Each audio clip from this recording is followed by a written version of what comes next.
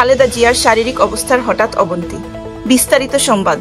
খালেদা জিয়ার শারীরিক অবস্থার হঠাৎ অবনতি হয়েছে। রোববার দিবাগত রাতে ভোরের দিকে তাকে আইসিইউতে স্থানান্তর করা হয় বলে জানা গেছে।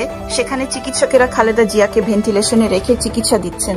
সোমবার সন্ধ্যায় এভারকেয়ার হাসপাতালে খালেদা জিয়ার শারীরিক অবস্থার খোঁজখবর নিতে গিয়ে চিকিৎসকদের সঙ্গে কথা বলেছেন এমন একজন নেতা প্রথম আলোকে বলেন, তার অবস্থা সংকটজনক, তবে তিনি ভেন্টিলেশনে আছেন, লাইফ সাপোর্টে আছেন, এটা ঠিক নয়।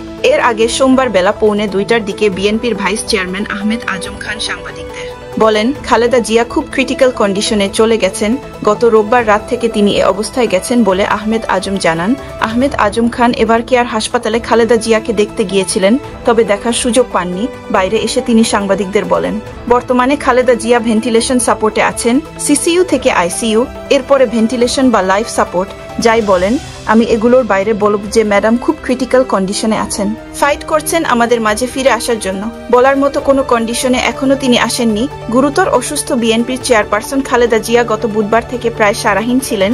3 দিন পর গত শনিবার তিনি সামান্য কথা বলেন, তবে সেদিনও সামগ্রিক সংকট কাটেনি। সেদিন চিকিৎসকদের পর্যবেক্ষণ ছিল। আগামী কয়েকটি দিন অত্যন্ত গুরুত্বপূর্ণ। কিডনি কার্যক্ষমতায় স্থিতিশীলতা ছাড়া তার সামগ্রিক শারীরিক অবস্থায় স্থায়ী উন্নতি আসা কঠিন। খালেদা জিয়ার চিকিৎসা সহায়তায় চীন থেকে আসা বিশেষজ্ঞ চিকিৎসকদের একটি দল এভারকেয়ার হাসপাতালে গেছে। তারা সন্ধ্যা 7টার দিকে খালেদা জিয়ার চিকিৎসায় গঠিত মেডিকেল বোর্ডের কয়েকজন সদস্যের সঙ্গে মিলিত হয়। খালেদা জিয়ার ব্যক্তিগত চিকিৎসক আল মামুন সাংবাদিকদের বলেছেন, বেগম খালেদা জিয়ার চিকিৎসা সহায়তার জন্য চীনের 5 সদস্যের একটি চিকিৎসক দল এভারকেয়ার হাসপাতালে পৌঁছেছে। মূল চিকিৎসক দল মঙ্গলবার আজ পৌঁছাবে।